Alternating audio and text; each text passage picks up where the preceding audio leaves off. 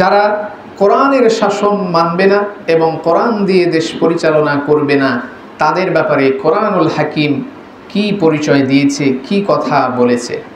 প্রিয় হাজরিন, আল্লাহ রাব্বুল আলামিন এক নম্বরে বলছেন, কোনো ব্যক্তি, কোনো রাষ্ট্র, কেউ যদি আল্লাহর আইন না মানে, আল্লাহর কোরআন বিধান, অবতীর্ণকৃত বিধান যদি বাদ দিয়ে মানবরচিত বিধান দিয়ে দেশ পরিচালনা করে, তাহলে আল্লাহ পাক প্রথমত তাদেরকে কাফের বলেছেন। কি বলেছেন? কাফের। এটি কোরআনুল কারীমের 5 নম্বর সূরা মাইদার 44 নম্বর আয়াতে আল্লাহ তাআলা ইরশাদ করছেন। কোরআনুল কারীমে আল্লাহ রাব্বুল আলামিন বলে দিচ্ছেন, وَمَنْ لَمْ يَحْكُمْ بِمَا أَنزَلَ اللَّهُ فَأُولَئِكَ هُمُ الْكَافِرُونَ। আল্লাহ রাব্বুল আলামিন কোরআনুল কারীমের 5 নম্বর সূরা মাইদার 44 নম্বর আয়াতে স্পষ্টভাবে জানিয়ে দিচ্ছেন, যে ব্যক্তি আল্লাহর বিধান, অবতীর্ণকৃত কিতাব কোরআনুল হাকিম দ্বারা বিচার ফাইসালা না করবে, তারাই হচ্ছে কাফের। তারাই কি? কাফের। এখন প্রশ্ন হচ্ছে যে কাফের এটি মানবরচিত কোনো কথা নয়, এটি যে আমি বললাম বিষয়টি কি এরকম, এই কথাটি বলেছেন কে? আল্লাহ পাক বলছেন। তাহলে এটা ভাবার কোনো প্রয়োজন নাই যে যারা কোরআন দ্বারা দেশ পরিচালনা করছে না, হুজুর তাদের সবাইকে কাফের বলেছে। বিষয়টি কি এরকম? আল্লাহর কোরআন যেই ব্যক্তি বাদ দিবে, আল্লাহর কোরআন যে ব্যক্তি পরিত্যাগ করবে, যেই অস্বীকার করবে, সে যেই হোক না কেন, আল্লাহর কথা অনুযায়ী, আল্লাহর কোরআন অনুযায়ী সে ব্যক্তি কি হবে? কাফের হয়ে যাবে। এটি হচ্ছে আল্লাহ পাকের ঘোষণা। ওয়ামাল্লাম ইয়াহকুম বিমা আনজালাল্লাহু ফাউলাইকা হুমুল কাফিরুন। স্পষ্ট কথা। তাহলে এক নম্বরে আল্লাহ পাক তাদের পরিচয় দিলেন, তারা হচ্ছে কাফেরদের অন্তর্ভুক্ত। যেই ব্যক্তি অস্বীকার করবে যে আল্লাহর বিধান অনুযায়ী দেশ পরিচালনা করা লাগবে না, এটার কোনো প্রয়োজন নাই, এই ব্যক্তিরা কি হবে? কাফের হয়ে যাবে।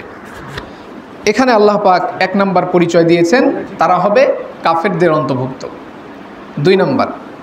দুই নম্বরে যারা আল্লাহর বিধান অনুযায়ী, আল্লাহর কোরআন অনুযায়ী দেশ পরিচালনা না করবে, তাদেরকে বলা হয়েছে কোরআনুল কারীমের 5 নম্বর সূরা মাইদার 45 নং আয়াত আল্লাহ রাব্বুল আলামিন বলছেন, وَمَنْ لَمْ يَحْكُمْ بِمَا أَنزَلَ اللَّهُ فَأُولَئِكَ هُمُ الظَّالِمُونَ। আল্লাহ রাব্বুল আলামিন তিনি বলছেন, যে ব্যক্তি আর যারা আমার কিতাব অনুযায়ী, আমার অবতীর্ণকৃত বিধান অনুযায়ী দেশ শাসন না করবে, বিচার ফাইসালা না করবে, তারাই হচ্ছে জালেম। তারাই কি? জালেম। এক নম্বরে আল্লাহ বললেন কি? কাফের। 2 নম্বরে আল্লাহ বললেন জালেম। তাহলে জালেম কারা? জালেম হচ্ছে তারা যারা মানুষের প্রতি জুলুম করে, অর্থাৎ মানুষের মাথার উপর চেপে বসে। মানুষ চায় আল্লাহর বিধান মানতে, কিন্তু সেই ব্যক্তি কি করে? বিধান মানতে বাধা দেয়। এদেরকে কি বলা হয়? জালেম। দেশের 90% মুসলিম, শতভাগ মুসলিম, সবাই দিন পালন করতে চায়, কোরআন বাস্তবায়ন করতে চায়, কিন্তু এক শ্রেণীর মানুষ যদি সেই জায়গায় গিয়ে বাধা প্রদান করে বা সেই জায়গায় তাদেরকে সেটা বাস্তবায়ন করতে না দেয়, তাদের মাথার উপর চেপে বসে আল্লাহর বিধানকে পরিবর্তন করে, জুলুম করে, তাহলে তাকে কি বলা হয়? জালেম বলা হয়। এখানে আল্লাহ পাক সেই সমস্ত লোকদের পরিচয় উল্লেখ করছেন। 2 নম্বর। 3 নম্বর এবার আমরা দেখি 3 নম্বরে তাদের পরিচয় কি বলা হচ্ছে। কোরআনুল কারীমের 5 নম্বর সূরা মাইদার 47 নম্বর আয়াত আল্লাহ রাব্বুল আলামিন বলে দিচ্ছেন, وَمَنْ لَمْ يَحْكُمْ بِمَا أَنزَلَ اللَّهُ فَأُولَئِكَ هُمُ الْفَاسِقُونَ।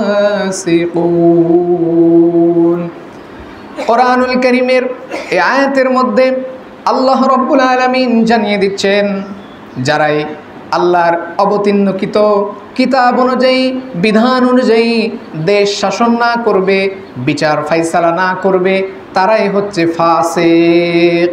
তারা কি? ফাসিক। ফাসিক কারা? ফাসিক বলা হয় অপরাধীদেরকে। ফাসিক এর অর্থ হচ্ছে সীমালঙ্ঘনকারী, মানে মুসলমান কিন্তু সেই ব্যক্তি আল্লাহর বিধান মানে না। মুসলমান নামাজ, রোজা, হজ, যাকাত এসব কিছু বিধান মানে, এসব কিছু বিধান পালনও করে, কিন্তু কিছু কিছু বিধান বাদ দিয়ে দেয়। কিছু কিছু বিধান সে ব্যক্তি নিজে এটাকে তরক করে। তাহলে যে ব্যক্তি আল্লাহর কোনো বিধানকে তরক করবে মুসলমান হয়ে, যে ব্যক্তি আল্লাহর কোনো ফরজ বিধানকে পালন করবে না, সেই ব্যক্তিদেরকে বলা হয় সীমালঙ্ঘনকারী, ফাসিক।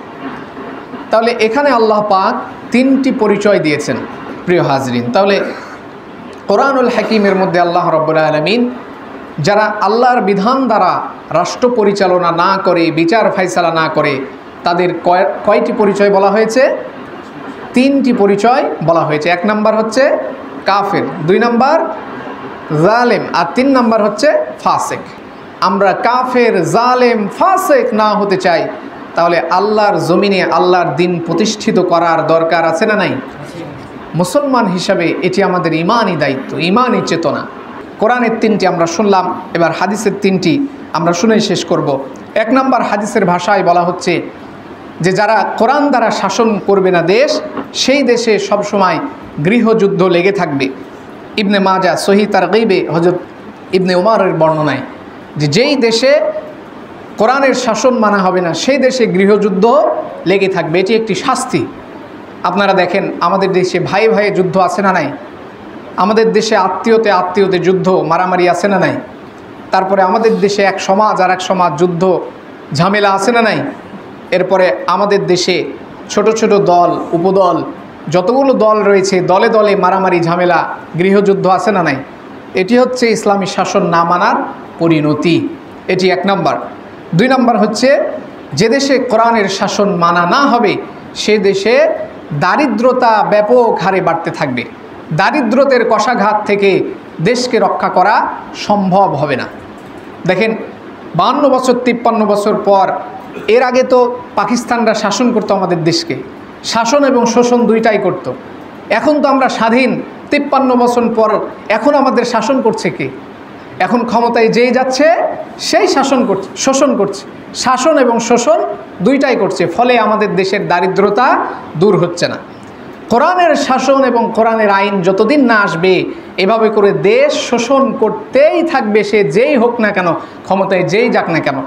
এজন্য কোরআনের শাসন যদি না আসে, দেশের দারিদ্রতা বিমোচন করা, দারিদ্রতা দূর করা সম্ভব নয়। এটি রাসূলুল্লাহর কথা। আর তিন নম্বর হচ্ছে যে দেশে কোরআনের শাসন মানা হবে না, তাদের অন্তর হবে শয়তানের মতো। আল্লাহ রসুল বলছেন যে শেষ জামানায় কিছু মানুষ আসবে যারা কোরআন মানবে না, কোরআনের শাসন লঙ্ঘন করবে এবং কোরআন দ্বারা দেশ পরিচালনা করবে না। তাদের অন্তরটা হবে শয়তানের মতো। তারা মানুষ হবে, কিন্তু তাদের অন্তরে বসবাস করবে কি? শয়তান। ফলে এ দেশের কোনো উন্নতি হবে না।